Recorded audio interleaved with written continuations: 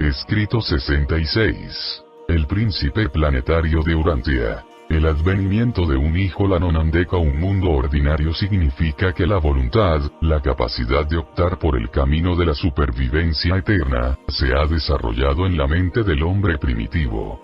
Pero el príncipe planetario llegó a Urantia casi medio millón de años después de la aparición de la voluntad humana. Caligastia, el príncipe planetario, arribó a Urantia hace alrededor de 500.000 años, lo cual coincidió con la aparición de las 6 razas de color, es decir, de las razas Sanjik. Había casi 500 millones de seres humanos primitivos en la Tierra al llegar el príncipe, y estaban bien dispersos por Europa, Asia, y África.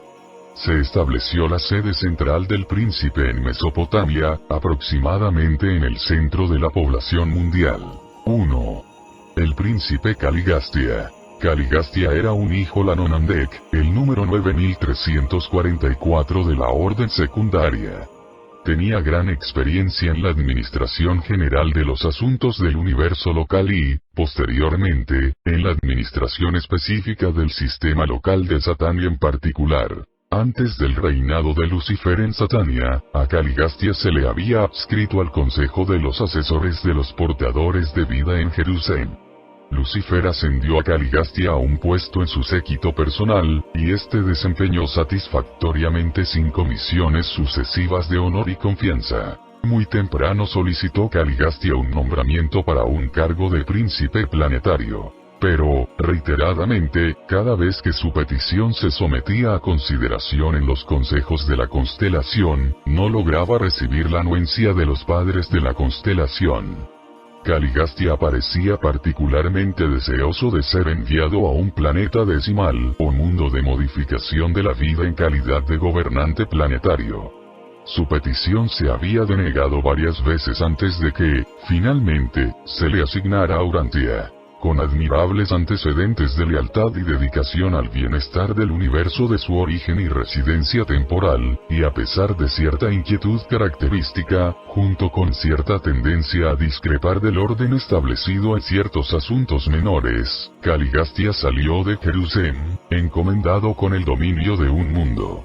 Yo estaba en Jerusalén cuando el brillante Caligastia partió de la capital del sistema. Ningún príncipe de los planetas se había embarcado jamás en una andadura de autoridad mundial con experiencias preparatorias más ricas, ni con perspectivas mejores que las de Caligastia en aquel memorable día hace medio millón de años. Lo cierto es que, al ejecutar el cometido que se me había asignado, el de difundir la narración de aquel acontecimiento en las transmisiones del universo local, jamás se me pasó por la mente ni la menor idea de que este noble Lanonandek, dentro de tan poco tiempo, traicionaría su encomienda sagrada de custodia planetaria y, de forma tan repugnante, mancharía el nombre honrado de su orden exaltada de filiación de un universo. Yo, en verdad, consideraba que Urantia figuraba entre los 5 o 6 planetas más bienhadados de toda Satania, ya que había de asumir el mando de los asuntos mundiales una mente tan original, brillante, y experta. No comprendí por aquel entonces que Caligastia se estaba enamorando insidiosamente de sí mismo. En ese momento, no entendía yo tan a fondo las sutilezas del orgullo de la personalidad. 2. El séquito del príncipe. No se envió el príncipe planetario de Urantia solo a su misión, sino que fue acompañado por el cuerpo acostumbrado de asistentes y auxiliares administrativos. Encabezó este grupo Daligastia, el colaborador asistente del príncipe planetario. Daligastia también era un hijo secundario Lanonandek, el número 319.407 de dicha orden. tenía rango de asistente en el momento de ser asignado al puesto de colaborador de Caligastia. El séquito comprendía gran cantidad de ángeles cooperadores y una multitud de otros entes celestiales que se asignaron a fin de llevar adelante los intereses y promover el bienestar de las razas humanas. Pero desde vuestro punto de vista, el grupo más interesante de todo el séquito del príncipe era el de los miembros corpóreos a los cuales, a veces, se les refiere como los 100 de Caligastia. Caligastia escogió a estos 100 miembros rematerializados para su organización entre más de 785.000 ciudadanos ascendentes de Jerusalén que se ofrecieron para embarcarse en la aventura de Urantia. Cada uno de los 100 elegidos provenía de un planeta diferente, y ninguno de ellos era de Urantia. Se trajeron estos voluntarios jerusemitas directamente de la capital del sistema hasta Urantia por transporte seráfico. Y, a su llegada, se mantuvieron enserafinados hasta tanto se les pudiera dar la forma de personalidad de naturaleza dual del servicio planetario especial. Eran verdaderos cuerpos de carne y hueso que, a la vez, estaban sintonizados con los circuitos vitales del sistema. Antes de la llegada de estos 100 ciudadanos de Jerusalén, los dos portadores de vida supervisores que residían en Urantia, tras haber perfeccionado sus planes, solicitaron permiso a Jerusalén y Edentia para trasplantar el plasma vital de 100 supervivientes seleccionados de la descendencia de Andón y Fonta a los cuerpos materiales destinados para los miembros corpóreos del príncipe. Se otorgó el permiso en Jerusalén y se aprobó en Edentia. Por consiguiente, los portadores de vida seleccionaron a 50 varones y 50 hembras de la posteridad de Andón y Fonta, que representaban la supervivencia de las mejores variedades de aquella raza única. Con una o dos excepciones, estos andonitas que tanto contribuyeron al progreso de la raza no se conocían entre sí. Provenían de lugares separados por grandes distancias. Mediante la dirección en paridad de los modeladores del pensamiento y la conducción seráfica se juntaron en el umbral de la sede central del príncipe. Aquí los 100 sujetos humanos se pusieron al cargo de la comisión de voluntarios sumamente capaces de Avalón, que dirigió la extracción material de una porción del plasma vital de estos descendientes andónicos. Este material viviente, a su vez, se transfirió a los cuerpos materiales hechos para uso de los 100 miembros jerusemitas del séquito del príncipe. Entretanto, estos ciudadanos recién llegados de la capital del sistema, se mantuvieron en el sueño del transporte seráfico. Estos sucesos, juntamente con la creación concreta de los cuerpos especiales para los 100 de Caligastia, dieron origen a numerosas leyendas, gran parte de las cuales se confundieron más tarde con las tradiciones posteriores acerca de la instalación planetaria de Adán y Eva. Toda la ejecución de la repersonalización duró precisamente 10 días, desde que llegaron de Jerusalén los transportes seráficos que portaban a los 100 voluntarios, hasta que recuperaron estos el conocimiento, ya convertidos en seres triples del reino. 3. Dalmatia. La ciudad del príncipe se ubicó la sede central del príncipe planetario en la región del Golfo Pérsico de aquellos días, en la zona que correspondió a la Mesopotamia futura. El clima y el paisaje en la Mesopotamia de aquellos tiempos eran, en todos los aspectos, favorables para las iniciativas del séquito del príncipe y sus asistentes, muy diferentes de las condiciones que algunas veces han predominado desde entonces. Era necesario disponer de un clima favorable como parte del medio ambiente natural concebido para inducir a los primitivos de Urantia a realizar ciertos adelantos en la cultura y la civilización. La única gran tarea de aquellas edades fue la de transformar al hombre de cazador en pastor, con la esperanza de que, con el tiempo, evolucionara a agricultor pacífico y hogareño. La sede central del príncipe planetario en Urantia era característica de las estaciones en esferas jóvenes en desarrollo. El núcleo del asentamiento del príncipe era una ciudad muy sencilla, pero muy bella, cercada por una muralla de 12 metros de alto. Este centro mundial de la cultura se llamó Dalmatia en honor a Daligastia. La ciudad se trazó en 10 subdivisiones, con las sedes centrales de los 10 consejos del séquito corpóreo situadas en el centro de cada una de estas subdivisiones. En el centro de la ciudad estaba el templo del Padre Invisible. La sede central administrativa del príncipe y sus colaboradores estaba dispuesta en 12 cámaras agrupadas contiguamente en torno al templo mismo. Todos los edificios de Dalmatia eran de un solo piso, con excepción de la sede del consejo, que era de 2 pisos, y el templo central del Padre de Todos que, a pesar de ser pequeño, tenía 3 pisos. La ciudad representaba lo mejor de aquellos días primitivos en material de construcción. El ladrillo. Se utilizó muy poca piedra o madera. Se mejoraron considerablemente la construcción de viviendas y la arquitectura de las aldeas cercanas merced al ejemplo dalmatiano. Cerca de la sede central del príncipe moraban seres humanos de todos los colores y estratos. Los primeros estudiantes de las escuelas del príncipe se reclutaron de esas tribus cercanas. Aunque estas primeras escuelas de Dalmatia eran toscas, brindaron todo cuanto se podía a beneficio de los hombres y mujeres de aquella edad primitiva. El personal corpóreo del príncipe, incesantemente reunía a los elementos superiores de las tribus circundantes y, tras haber adiestrado e inspirado a estos estudiantes, los enviaba de regreso en calidad de maestros y dirigentes de sus pueblos respectivos. 4. Los primeros días de los 100.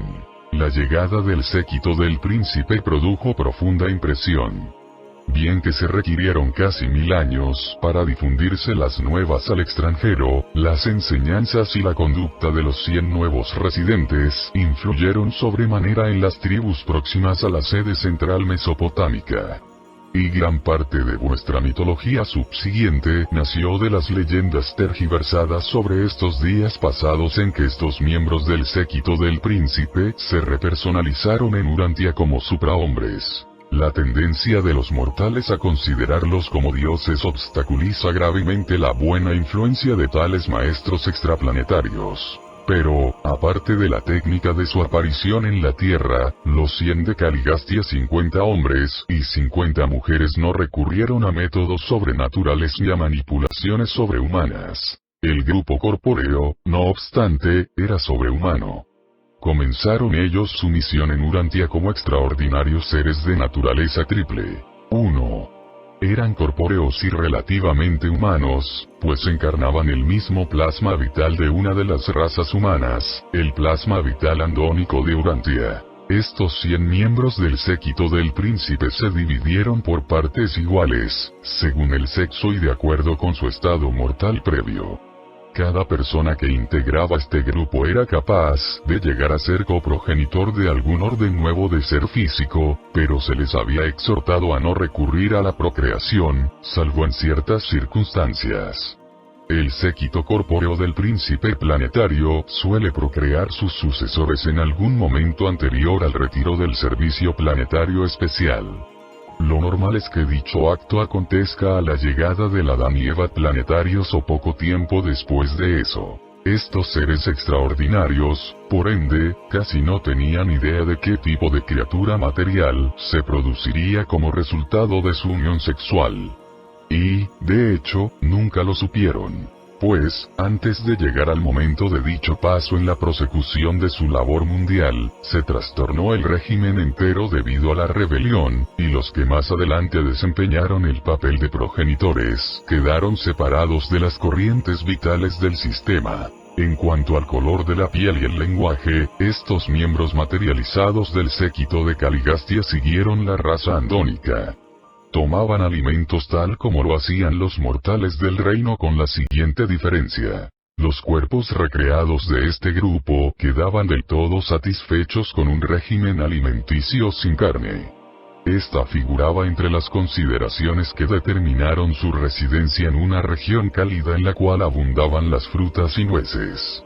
La práctica de subsistir a régimen no carnívoro data de los tiempos de los 100 de Caligastia. pues esta costumbre se propagó por todas partes, afectando los hábitos alimenticios de muchas tribus circundantes, los grupos descendientes de las razas evolutivas que, en otro tiempo, habían sido exclusivamente carnívoras. 2. Los 100 eran seres materiales pero sobrehumanos, tras haberse reconstituido en Urantia a manera de hombres y mujeres singulares, que pertenecían a un orden superior y extraordinario. A pesar de que este grupo tenía ciudadanía provisional en Jerusalén, hasta este momento, aún no se habían fusionado con sus modeladores del pensamiento. Y cuando se ofrecieron de voluntarios y se aceptaron para el servicio planetario de acuerdo con las órdenes descendentes de la filiación, sus modeladores se separaron de ellos. Estos jerusemitas, sin embargo, eran seres sobrehumanos. Tenían almas de crecimiento ascendente. Durante la vida mortal en la carne, el alma es de estado embrionario. Nace, resucita, en la vida morontial y experimenta el desarrollo a través de los mundos morontiales sucesivos. Y las almas de los 100 de Caligastia, de este modo, se expandieron mediante las experiencias progresivas de los 7 mundos de morada hasta el estado de ciudadanía en Jerusalén. Conforme a sus instrucciones, el séquito no practicó la reproducción sexual, aunque sí estudiaron con gran esmero su constitución personal, y exploraron a fondo cada fase imaginable de unión del intelecto, la mente, y de la morontía, el alma. Durante el año 33 de permanencia en Dalmatia, mucho antes de terminar de construirse la muralla, los números 2 y 7 del grupo de Anita descubrieron por azar un fenómeno que resulta de la unión del yo morontial de cada uno de ellos, el cual, presuntamente, es no sexual y no es material. Esta aventura dio como resultado la primera de las criaturas intermedias primarias. Este ser nuevo era del todo visible para el séquito planetario y sus colaboradores celestiales y, sin embargo, no era visible a los hombres y mujeres de las distintas tribus humanas. Con autorización del príncipe planetario, todo el grupo corpóreo emprendió la producción de seres similares, y todos lo lograron, siguiendo las instrucciones de la pareja precursora Danita. Así, pues, el séquito del príncipe, con el tiempo, engendró el cuerpo original de los 50.000 seres intermedios primarios. Estas criaturas de tipo intermedio prestaban un gran servicio al llevar adelante los asuntos de la sede central mundial. Eran invisibles a los seres humanos, pero a los residentes temporales primitivos en Dalmatia, se les enseñó sobre estos semiespíritus invisibles, y durante edades constituyeron la totalidad del mundo espiritual para estos mortales en vías de evolución. 3. Los 100 de Caligastia eran personalmente inmortales, o incapaces de morir. Por su forma material circulaban los antídotos de las corrientes vitales del sistema. Y de no haber perdido el contacto con los circuitos por causa de la rebelión, habrían seguido viviendo por tiempo indefinido, hasta que adviniera posteriormente el próximo Hijo de Dios, o hasta su futura liberación a fin de reanudar el trayecto interrumpido a Bona y al paraíso. Estos complementos antitotales de las corrientes vitales de Satania, se derivaban del fruto del árbol de la vida, un arbusto de Edentia que los altísimos de Norlatiadec enviaron a Urantia al llegar Caligastia.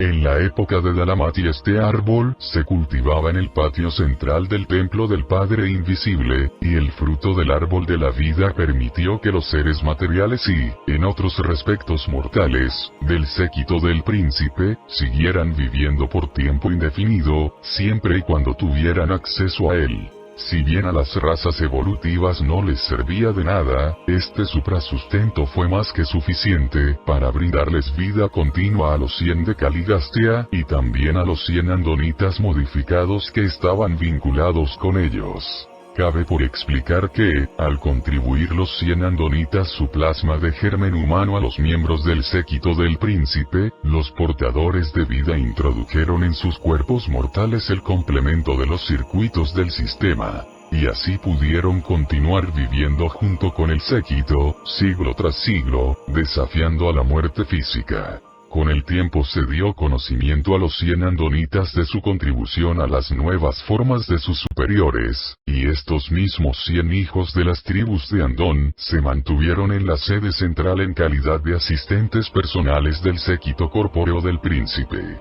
5. La organización de los 100. Los 100 se organizaron para el servicio en 10 consejos autónomos, formando cada uno de 10 miembros. Cuando 2 o más de 2 de estos 10 consejos se reunían en sesión conjunta, tales conferencias de enlace eran presididas por Daligastia. Se constituyeron estos 10 grupos como sigue. 1. El Concilio de Alimentación y Bienestar Material. An presidió este grupo. Este cuerpo capaz fomentó la obtención de alimentos, agua, ropa, y progreso material de la especie humana. Impartieron instrucción sobre la excavación de pozos, el control de las fuentes de agua, y el riego. Les enseñaron a los que vivían en las alturas más elevadas, y en las zonas septentrionales mejores métodos de tratar las pieles de los animales para vestirse con ellas. Más adelante los maestros de las artes y las ciencias introdujeron la tejeduría. Se hicieron grandes adelantos en los métodos de almacenamiento de los alimentos. Se conservó la comida mediante la cocción, la deshidratación, y la curación con humo. Así pues el alimento se convirtió en la primera propiedad. Al hombre se le enseñó a prepararse para los peligros de la escasez que diezmaba el mundo periódicamente. 2. La Junta de Domesticación y Utilización de los Animales.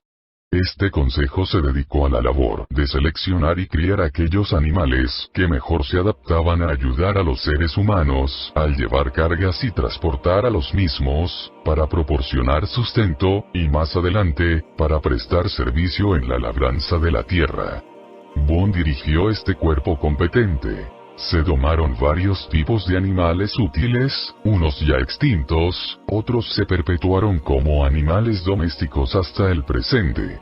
El hombre llevaba mucho tiempo conviviendo con el perro, y el hombre azul ya había logrado domar al elefante. La vaca se mejoró mediante la cría esmerada hasta tal grado que llegó a ser una valiosa fuente de alimento. La mantequilla y el queso se convirtieron en artículos comunes del régimen alimenticio humano. Los hombres aprendieron a valerse de los bueyes para acarrear sus cargas. Sin embargo, no se domesticó el caballo hasta un tiempo posterior. Los miembros de este cuerpo enseñaron a los hombres a servirse de la rueda para facilitar la tracción.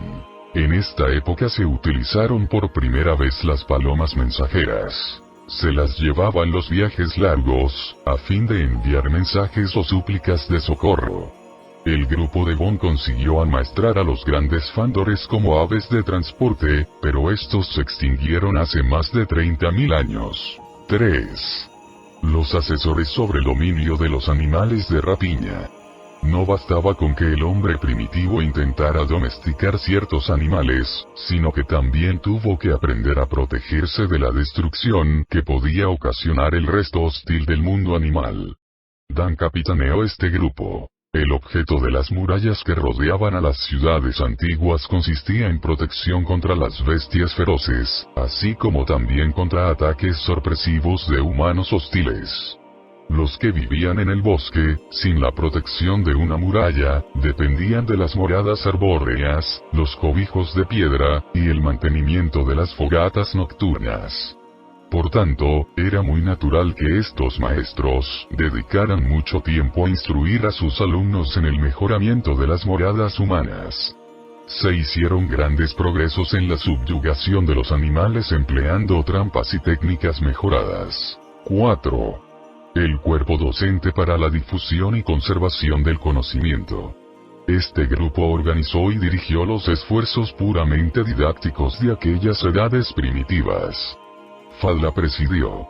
Los métodos didácticos de FAD consistían en la supervisión del sistema de empleos, acompañada de instrucción en métodos mejorados de trabajo. FAD formuló el primer alfabeto e introdujo un sistema de escritura. Este alfabeto contenía 25 caracteres. Como material de escritura, estos pueblos primitivos utilizaron la corteza de los árboles, placas de arcilla, láminas de piedra, una forma de pergamino hecho de pellejos amartillados, y un tipo tosco de material parecido al papel, extraído de los nidos de las avispas. La biblioteca de Dalmatia, destruida al poco tiempo de la deslealtad de Caligastia, comprendía más de 2 millones de constancias separadas y se la llamaba la Casa de Fad. El hombre azul tuvo predilección por escribir con el alfabeto e hizo grandes progresos al respecto. El hombre rojo prefirió la pictografía, mientras que las razas amarillas tendieron al uso de símbolos para las palabras e ideas, de forma muy parecida a lo que hoy día emplean. Pero el alfabeto y muchas otras cosas se perdieron en el mundo durante la confusión que resultó de la rebelión. La deserción de Caligastia destruyó la esperanza mundial de una lengua universal, al menos por largas edades. 5. La Comisión de Industria y Comercio. Este consejo se ocupó de fomentar la industria dentro de las tribus, y de promover el intercambio comercial entre los distintos grupos pacíficos. Su guía fue Nod. Este cuerpo estimuló toda forma de manufactura. Contribuyeron directamente a la elevación del nivel de vida, proporcionando muchos productos básicos nuevos para atraer a los hombres primitivos. Ampliaron considerablemente el comercio de la sal mejorada, producida por el Consejo de las Ciencias y Artes. El crédito comercial se practicó por vez primera entre estos grupos iluminados que se formaron en las escuelas de Dalmatia. A partir de una bolsa central de créditos conseguían fichas, aceptadas en lugar de los mismos objetos de trueque. El mundo no mejoró estos métodos comerciales durante cientos de miles de años. 6. La escuela de la religión revelada. Este cuerpo fue de funcionamiento lento. La civilización en Urantia literalmente se forjó entre el yunque de la necesidad y los martillos del temor. Pero este grupo había hecho considerables progresos en su esfuerzo para sustituir el temor del Creador por el temor de las criaturas, la adoración de los espectros, antes de que sus labores fueran interrumpidas por la confusión que resultó de la sublevación separatista. La cabeza de este consejo fue At. Nadie en el séquito del príncipe quiso presentar la revelación para complicar la evolución. Presentaron la revelación solo como punto culminante después de haber agotado las fuerzas de la evolución. Pero Apsi cedió al deseo de los habitantes de la ciudad de establecer una forma de servicio religioso. Su grupo les entregó a los dalamatianos los 7 cánticos de adoración, y también les dio la frase laudatoria diaria. Y ulteriormente, les enseñó la oración del Padre, que decía: Padre de todos, a cuyo Hijo honramos, míranos con favor. Redímenos de todo temor, salvo del temor de ti. Haz que complazcamos a nuestros maestros divinos y pon la verdad en nuestros labios por siempre jamás. Redímenos de la violencia y de la ira. Danos respeto por nuestros ancianos y por lo que pertenece a nuestro prójimo. Danos en esta temporada pastizales verdes y rebaños fructíferos para alegrarnos el corazón. Oramos por la pronta llegada del elevador prometido, y queremos hacer tu voluntad en este mundo tal como los demás la hacen en los mundos más lejanos. Si bien el séquito del príncipe se limitó a medios naturales y a los métodos ordinarios para mejorar las razas, les prometió el don adánico de una raza nueva como meta del desarrollo evolutivo subsiguiente, cuando se alcanzara la cumbre del desarrollo biológico. 7. Los guardianes de la salud y la vida. Este consejo se ocupaba de enseñar sanidad y promover medidas primitivas de higiene, y Lud lo dirigió. Gran parte de lo que sus miembros enseñaron se perdió durante la confusión de las edades subsiguientes, que apenas se volvió a descubrir en el siglo XX. Enseñaron al género humano que cocer, hervir y asar los alimentos eran medios de evitar las enfermedades. También que tales preparaciones reducían sobremanera la mortalidad infantil y facilitaban el pronto destete. Muchas de las primeras enseñanzas de los guardianes de luz sobre la salud perduraron entre las tribus de la tierra hasta los días de Moisés, aunque se confundieron mucho y se cambiaron considerablemente. 748-1, 66, 5, 20. El mayor obstáculo a la enseñanza de las normas de higiene a estos pueblos ignorantes estribaba en el hecho de que las verdaderas causas de muchas enfermedades son demasiado pequeñas para que se las pueda ver a simple vista. Esto se combinaba a la vez con el temor supersticioso que estos seres primitivos le tenían al fuego. Se requirieron miles de años para persuadirles a que incineraran la basura. Entretanto, se les instó a que enterraran los desechos en putrefacción. El gran adelanto sanitario de esta época consistió en la difusión de la información sobre las propiedades curativas y promovedoras de la salud de la luz del sol. Antes de la llegada del príncipe, el baño era una ceremonia exclusivamente religiosa. En efecto, resultaba difícil persuadir a los hombres primitivos a que se lavaran el cuerpo como práctica sanitaria.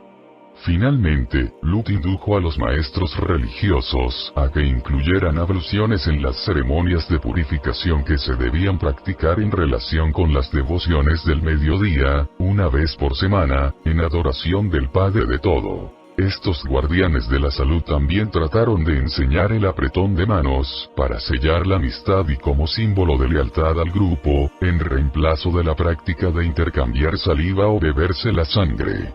Pero cuando no se sentían presionados por la obligación de las enseñanzas de sus guías superiores, estos pueblos primitivos no tardaban en revertir a sus antiguas prácticas ignorantes y supersticiosas que destruían la salud y fomentaban las enfermedades. 8.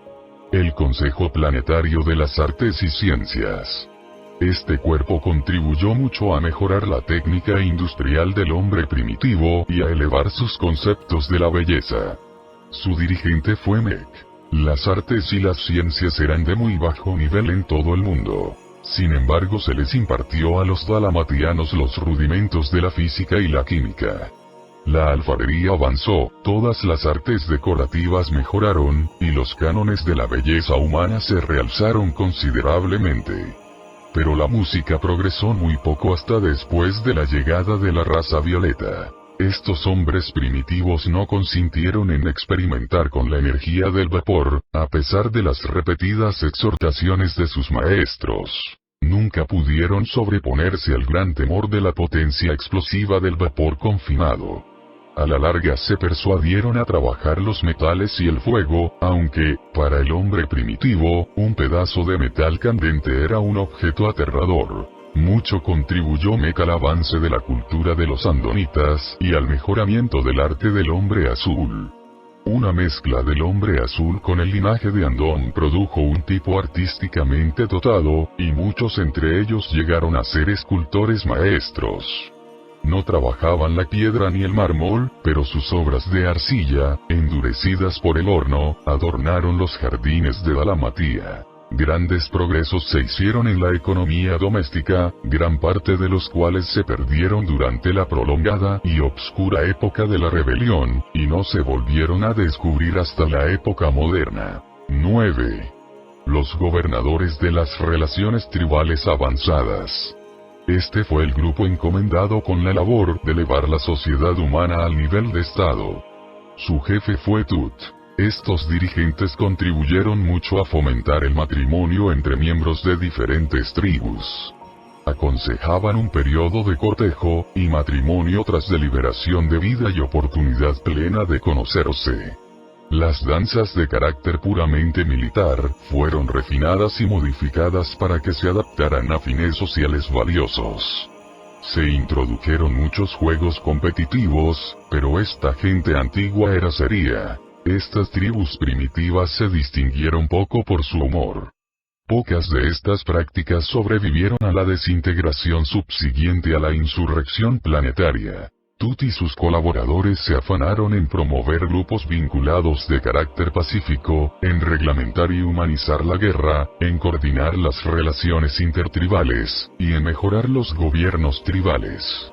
En las cercanías de Dalamatía se desarrolló una cultura más avanzada, y estas mejores relaciones sociales ejercieron una influencia beneficiosa sobre las tribus más remotas.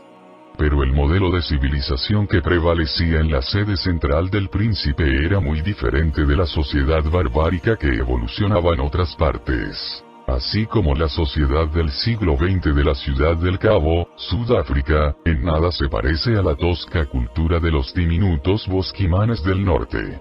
10. El Tribunal Supremo de Coordinación Tribal y Cooperación Racial. Van dirigió este Consejo Supremo, que constituía el Tribunal de Apelaciones para todas las otras 9 comisiones encargadas de la supervisión de los asuntos humanos. Este consejo tenía amplias funciones, pues se ocupaba de todo asunto de interés terrenal que no específicamente les incumbiera a los otros grupos. Este grupo altamente seleccionado había sido aprobado por los padres de la constelación de Dentía antes de que se lo autorizara para asumir funciones del Tribunal Supremo de Urantia. 6. El reinado del príncipe. El nivel de cultura de un mundo se mide por el legado social de sus seres nativos, y el grado de expansión cultural depende exclusivamente de la capacidad de sus habitantes para comprender ideas nuevas y avanzadas. La esclavitud a la tradición produce estabilidad y cooperación, sentimentalmente vinculando el pasado con el presente. Pero, al mismo tiempo, reprime la iniciativa y encadena los poderes creativos de la personalidad. Cuando llegaron los 100 de Caligastia, y comenzaron a proclamar este nuevo credo de la iniciativa individual dentro de los grupos sociales de aquellos días, todo el mundo participaba en el marasmo de las costumbres apegadas a la tradición. Pero este régimen benéfico se interrumpió después de tan poco tiempo, que las razas no llegaron a liberarse nunca completamente de la esclavitud de las costumbres. La moda sigue siendo en Urantia una fuerza de dominación indebida. Los 100 de Caligastia graduados de los mundos de morada de Satania bien conocían las artes y la cultura de Jerusalén, pero dichos conocimientos son casi inútiles en un planeta salvaje, poblado por humanos primitivos. Estos seres sabios sabían que no convenía emprender la transformación repentina, o la elevación masiva, de las razas primitivas de aquella época. Bien comprendían la lenta evolución de la especie humana, y prudentemente se abstuvieron de todo intento radical para modificar el modo de vida del hombre en la Tierra. Cada una de las 10 comisiones planetarias abordó lenta y naturalmente el fomento de los intereses que se les había encomendado. Su plan consistió en atraer a los mejores intelectos de las tribus circundantes y, tras haberles preparado, enviarles de vuelta a su pueblo respectivo como emisarios de la elevación social. Nunca se enviaban emisarios extranjeros a ninguna raza, a no ser que el grupo mismo presentara una solicitud específica. Los que trabajaban para la elevación y avance de una tribu o raza determinada, eran siempre nativos de esa tribu o raza. Los 100 no deseaban imponer hábitos y costumbres a ninguna tribu, ni siquiera los de una raza superior. Siempre gestionaban con paciencia para elevar y hacer avanzarse las costumbres sometidas a la prueba del tiempo de cada raza. La gente simple de Urantia trajo consigo sus costumbres sociales a Dalamatía, no para cambiarlas por prácticas mejores y nuevas, sino para hacer que se elevaran por el contacto con una cultura superior y por vinculación con intelectos superiores. El proceso fue lento, pero surtió efecto. Los maestros de Dalamatía procuraron agregar la selección social consciente a la selección puramente natural de la evolución biológica. No trastornaron la sociedad humana, pero sí aceleraron marcadamente su evolución natural y normal. Su motivo fue la progresión mediante la evolución, y no la revolución mediante la revelación. La raza humana había tardado muchas edades en adquirir la escasa religión y los principios morales que tenía, y estos suprahombres bien sabían que no convenía robarle a la humanidad estos pocos avances, porque se produce confusión y consternación cada vez que los seres superiores iluminados emprenden la elevación de las razas atrasadas en forma de excesiva erudición e iluminación, cuando los misioneros cristianos van al corazón de África, donde es costumbre que los hijos permanezcan bajo el control y la dirección de sus padres mientras estos estén con vida, solo ocasionan confusión y la desintegración de toda autoridad si, en una sola generación, intentan suplantar esta práctica, enseñando que los hijos han de librarse de toda restricción paterna al cumplir los 21 años. 7. La vida en Dalamatía. La sede central del príncipe, aunque de una hermosura primorosa y concebida para infundir temor reverente al hombre primitivo de aquella edad, era en realidad modesta. Los edificios no eran particularmente grandes, pues el motivo de estos maestros importados fue estimular el desarrollo ulterior de la agricultura mediante la introducción de la ganadería. La reserva de tierra dentro de las murallas de la ciudad era suficiente para abastecer a la población de casi 20.000 habitantes mediante el pastoreo y la horticultura. Los interiores del templo central de adoración y las 10 mansiones de los consejos de los grupos supervisores de suprahombres eran efectivamente hermosas obras de arte. Y aunque los edificios residenciales eran modelos de orden y limpieza, todo era muy sencillo y del todo primitivo en comparación con el desarrollo posterior. En esta sede central de la cultura no se emplearon métodos que no pertenecieran al orden natural de Urantia. El séquito corpóreo del príncipe se dispuso de moradas sencillas y ejemplares, hogares concebidos para inspirar e impresionar favorablemente a los estudiantes observadores, que residían temporalmente en el centro social y sede central educativa del mundo. El orden definido de vida familiar y residencia unifamiliar en una sola vivienda de ubicación comparativamente estable data de estos tiempos de Dalamatía y se debe en gran parte al ejemplo y las enseñanzas de los 100 y sus discípulos. El hogar en cuanto a unidad social no logró aceptación hasta que los suprahombres y supramujeres de Dalamatía indujeron al género humano a amar y planificar para sus nietos y los hijos de sus nietos. El hombre salvaje ama a sus hijos, pero el hombre civilizado ama también a sus nietos. El séquito del príncipe convivía como padres y madres. Aunque no tenían hijos propios, los 50 hogares modelo de Dalamatía nunca albergaron menos de 500 pequeños adoptados, seleccionados de las familias superiores de las razas andónicas y Sanjik. Muchos de estos niños eran huérfanos. Gozaban del privilegio de la disciplina y enseñanzas de estos suprapadres. Y luego, al cabo de 3 años en las escuelas del príncipe, a las que ingresaban entre los 13 y los 15 años de edad, eran candidatos para el matrimonio y para recibir su encargo de emisarios del príncipe a las menesterosas tribus de sus razas respectivas. FAT patrocinó el plan dalamatiano de enseñanza, que se llevó a cabo como escuela industrial, en la cual los alumnos aprendían en la práctica, realizando tareas útiles diariamente. Este plan educativo no desatendía el área del pensamiento y de los sentimientos para formar el carácter, pero dio la más alta prioridad al adiestramiento manual. La instrucción era individual y colectiva. Tanto hombres como mujeres, por separado y en conjunto, impartían instrucción a los alumnos. La mitad de estos cursos de grupo se segregaban por sexo, la otra mitad era mixta. Se les enseñaba a los estudiantes destreza manual individualmente y se socializaban en grupos o clases colectivas. Se les enseñaba a que fraternizaran con grupos más jóvenes, grupos mayores y adultos, así como también a trabajar en equipo con los coetáneos.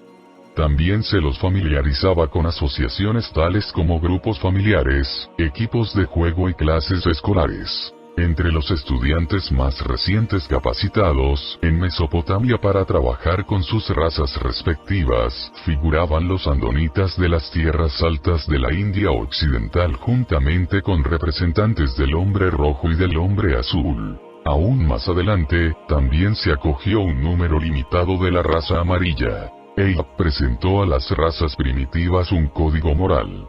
Este código se conocía por el nombre de El Camino del Padre, y consistía en los 7 mandamientos que siguen. 1. No temas ni sirvas a otro Dios que no sea el Padre de todo. 2. No desobedezcas al Hijo del Padre, el gobernante mundial, ni faltes al respeto de sus colaboradores sobrehumanos. 3. No mintas cuando compareces ante los jueces del pueblo. 4. No mates a hombres, mujeres o niños. 5. No robes los bienes ni el ganado de tu prójimo. 6. No toques a la esposa de tu amigo. 7. No faltes el respeto a tus padres ni a los ancianos de la tribu. Este fue el código legal de Dalmatia durante casi 300.000 años. Y gran parte de las piedras sobre las cuales se inscribió este código yacen actualmente bajo las aguas frente a las costas de Mesopotamia y Persia. Llegó a ser costumbre traer a la mente uno de estos mandamientos cada día de la semana, sirviéndose de él como saludo y como acción de gracias a la hora de las comidas. En esta época se medía el tiempo según el mes lunar, que se consideraba de 28 días. Esta fue, con excepción del día y la noche, la única medida del tiempo que conocieron estos pueblos primitivos. Los maestros de Dalmatia introdujeron la semana de 7 días, que surgió del hecho de que el número 7 es la cuarta parte de 28. El significado del número 7 en el suprauniverso les brindó sin duda la oportunidad de introducir elementos espirituales en la consideración ordinaria del tiempo. Pero el periodo semanal no tiene origen natural. La campiña en torno a la ciudad quedó bastante bien colonizada dentro de un radio de 160 kilómetros. En las inmediaciones de la ciudad, cientos de graduados de las escuelas del príncipe practicaban la ganadería, o bien, pusieron en práctica la instrucción que habían recibido del séquito del príncipe y de sus numerosos ayudantes humanos. Unos cuantos practicaron la agricultura y la horticultura. El género humano no se destinó a la ardua faena de la agricultura como castigo de un supuesto pecado. Con el sudor de tu frente comerás el fruto de la tierra, no fue el castigo por la participación del hombre en las locuras de la rebelión de Lucifer bajo el caudillaje del traicionero Caligastia. La labranza de la tierra es inherente al establecimiento de una civilización progresiva de los mundos evolutivos, y este precepto era el meollo mismo de la enseñanza del príncipe planetario y de su séquito a través de los 300.000 años que mediaron entre su llegada a Urantia y aquellos días trágicos en los que Caligastia compartió la suerte del rebelde Lucifer. La labranza de la tierra no es una maldición. Más bien es la bendición más alta que se le pueda brindar a todos los que así pueden gozar de la más humana de todas las actividades humanas. Al estallar la rebelión, Dalmatia tenía una población residente de casi 6.000 habitantes. Esta cifra incluye a los estudiantes ordinarios, pero no engloba a los visitantes y observadores, quienes siempre ascendían a más de 1.000. No obstante, del concepto poco o nada que podéis tener, el progreso prodigioso de aquellos tiempos lejanos, la terrible confusión y abyecta oscuridad espiritual que siguió a la catástrofe de engaño y sedición de Caligastia aniquiló casi todos los descubrimientos maravillosos de los humanos de aquellos días. 8. Las calamidades de Caligastia. Al recordar la larga andadura de Caligastia, encontramos un solo rasgo de su conducta que pudiera haber llamado la atención. Era sobremanera individualista. Tenía propensión a ponerse al lado de casi todo grupo de protesta y solía simpatizar con quienes en forma ligera expresaban críticas implícitas. Detectamos una tendencia temprana a impacientarse ante la autoridad superior y a resentir levemente toda supervisión. A pesar de su incipiente resentimiento por la asesoría de sus superiores e impaciencia ante la autoridad, cada vez que se sometió a pruebas, demostraba su lealtad a los gobernantes del universo y obedecía los mandatos de los padres de la constelación. Hasta el momento de su oprobiosa traición de Urantia, de hecho, no se le había achacado ninguna falta. Cabe señalar que a Lucifer y Caligastia se les había informado con paciencia y advertido con amor en cuanto a sus tendencias críticas y al desarrollo sutil de su orgullo propio y el engreimiento que aquel supone. No obstante, todos estos intentos de ayudar habían sido interpretadas por ellos como crítica infundada e injustificada intrusión en las libertades personales. Según Caligastia y Lucifer, sus bien intencionados asesores obraban de acuerdo con los mismos motivos reprensibles que empezaban a dominar su propio pensar distorsionado y sus planes descarriados. Juzgaban a sus generosos asesores a través de sus propios ojos cada vez más egoístas. A partir de la llegada del príncipe Caligastia, la civilización planetaria progresó de manera bastante normal durante casi 300.000 años. Aparte de ser una esfera de modificación de vida, y por tanto, propensa a numerosas irregularidades y episodios insólitos de fluctuación evolutiva, Urantia progresó de forma muy satisfactoria en su trayectoria planetaria hasta los tiempos de la rebelión de Lucifer y la traición simultánea de Caligastia. Este desacierto catastrófico así como el fracaso ulterior de Adán y Eva en cumplir con su misión planetaria modificaron toda la subsiguiente historia del planeta. El príncipe de Urantia ingresó en la oscuridad en el momento de la rebelión de Lucifer, acelerando así la prolongada confusión del planeta. Posteriormente se le privó de su autoridad soberana mediante la acción en paridad de los gobernantes de la constelación y otras autoridades del universo. Compartió las inevitables vicisitudes de Urantia aislada hasta el momento de la permanencia de Adán en el planeta y contribuyó en parte al fracaso del plan concebido para elevar las razas mortales mediante la infusión de sangre vital de la nueva raza violeta, los descendientes de Adán y Eva. En los días de Abraham, mucho fue coartado el poderío del príncipe caído como perturbador de los asuntos humanos, debido a la encarnación mortal de Maquiventa Melquisedec. Y posteriormente, durante la vida de Miguel en la carne, este príncipe traidor fue, finalmente, despojado de toda autoridad en Urantia. Si bien la doctrina de un diablo personal en Urantia tenía algún fundamento en la presencia planetaria del pérfido e inicuo Caligastia, no obstante, fue del todo ficticia por cuanto enseñó que tal diablo podía influir en la mente humana normal contra su libre y natural albedrío. Incluso antes de la efusión de Miguel en Urantia, jamás pudieron Caligastia ni Daligastia oprimir a los mortales, ni obligar a individuos normales a que cometieran una acción contraria a la voluntad humana.